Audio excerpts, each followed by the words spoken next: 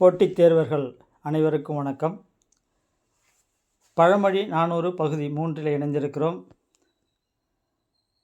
ஏற்றுக்கன்று ஏராய் விடும் அப்படின்னா குடிப்பிறப்பின் பண்பு குறையாது அப்படிங்கிறது.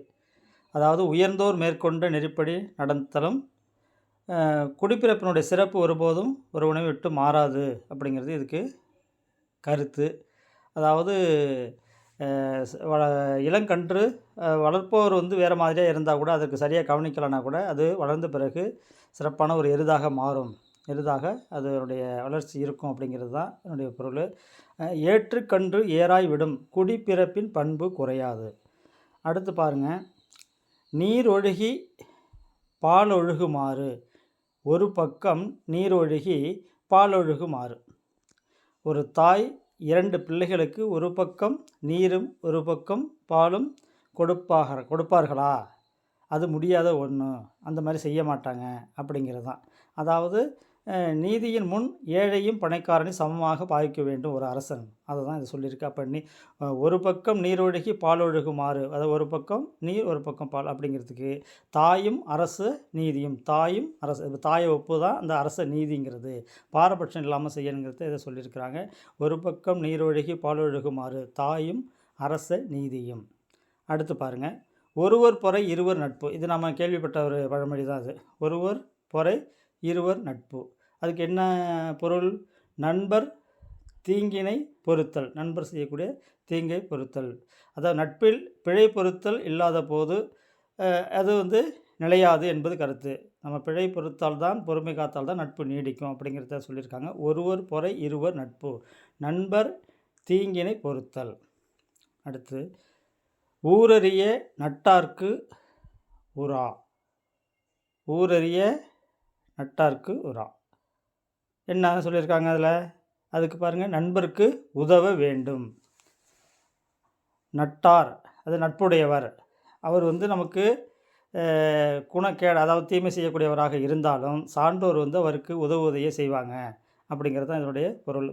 கடனன்றோ ஊரறிய நட்டார்க்கு உணா. ஊரறிய நட்டார்க்கு உணா அப்படின்னா நண்பருக்கு உதவ வேண்டும் அப்படிங்கிறது. அடுத்து, கற்றலின் கேட்டலின் நன்று. இது நமக்கு தெரிந்த ஒன்று தான். அதாவது நம்ம படிக்கிறத விட கேட்டால் அது நன்கு மனசில் பதியும்னு ஒரு கருத்தை சொல்லுவோம். ஆனால் நாம் எவ்வளவு படித்திருந்தாலும் ஒரு ஆசிரியர் சொல்படி அதனை தெளிவு பெற்றால் தான் சிறப்பாக இருக்குங்கிறது தான் இதனுடைய கருத்து. அப்போ கற்றலின் கேட்டலின் நன்றுனா பாடம் கேட்டு படித்தல். அப்போ யார்கிட்ட கேட்டு படிக்கணும்? நன்கு கற்றிருந்த ஒரு ஆசிரியர்கிட்ட நாம் அந்த பாடத்தை தெரிஞ்சுக்கிட்டோம்னா அது காலங்காலத்துக்கு நிலைத்திருக்கும், மற்றவர்கள் நாம் சொல்வதற்கு பயன்படும். கற்றலின் கேட்டலின் நன்று, பாடம் கேட்டு படித்தல்.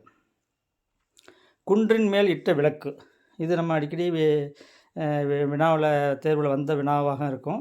இதனுடைய பொருள் நாம் இப்போ பேரறிஞர் அண்ணாவினுடைய புகழ் குன்றிலிட்ட விளக்கு போல பரவி இருக்கும் அப்படின்னு நம்ம இதுவரை சொல்லியிருப்போம். ஆனால் பழமொழி 400 அதுக்கு என்ன விளக்கம் சொல்லியிருக்காங்கன்னா, ஒரு உயர்ந்தவர், ஒரு உயர்குடிப்பில் உள்ளவர் சிறு குற்றம் செஞ்சால் கூட அது குன்றிலிட்ட விளக்கு போல் வெளியில் தெரியும் அப்படிங்கிறத சொல்லியிருக்காங்க. பார்த்தீங்களா, உயர்ந்தோரின் சிறு குற்றம், நற்குடி நற்பண்பாளர் ஒரு சிறு குற்றம் செஞ்சால் கூட அது குன்றின் இட்ட விளக்கு போல் தெரியும் அப்படிங்கிறது தான்.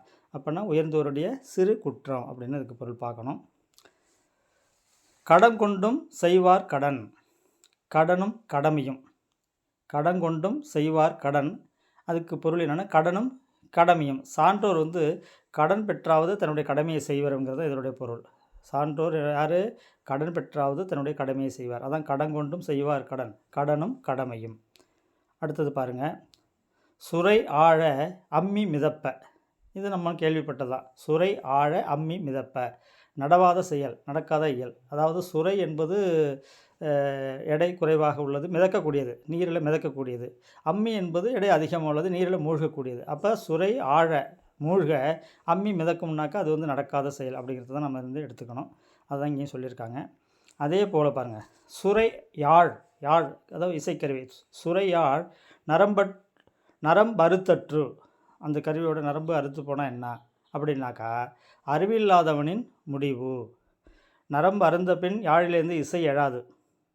அவ்வளவு மூடத்தனமாக இருக்கும் அவன் முடிவு என்பது கருத்து அமைச்சர்கள் கல்வியில் வல்லவராக இருத்தல் வேண்டும் என்பது சொல்லப்பட்டது. அதாவது சுரையாழ் நரம் பருத்தற்று அப்படின்னா அது இசை வராது. அதுபோல் அறிவில்லாதவனுடைய முடிவு சபை ஏறாது அப்படிங்கிறது இதனுடைய விளக்கம். கொடுக்கக்கூடிய இதை வந்து ஓரளவு ரிவிஷன் பண்ணி பார்த்துக்கங்க. பழமொழி நாடுலேருந்து நிறைய வினாக்கள் வருவதற்கு வாய்ப்பு இருக்குது. அதனால இதை நம்ம கொடுத்துருக்குறோம். இதுவரை நமது சேனலை சப்ஸ்கிரைப் செய்யாதவங்க தவறாமல் சப்ஸ்கிரைப் பண்ணுங்கள். அதே போல் பெல் ஐக்கானை கிளிக் பண்ணிட்டீங்கன்னா எங்களுடைய காணொளிகள் உங்களை தேடி வரும். அப்படியே இது உங்களுக்கு பிடிச்சிருந்ததுன்னா லைக் கொடுங்க, கமெண்ட் பண்ணுங்கள், உங்கள் நண்பர்களுக்கு ஷேர் பண்ணுங்கள். வாழ்த்துகள்.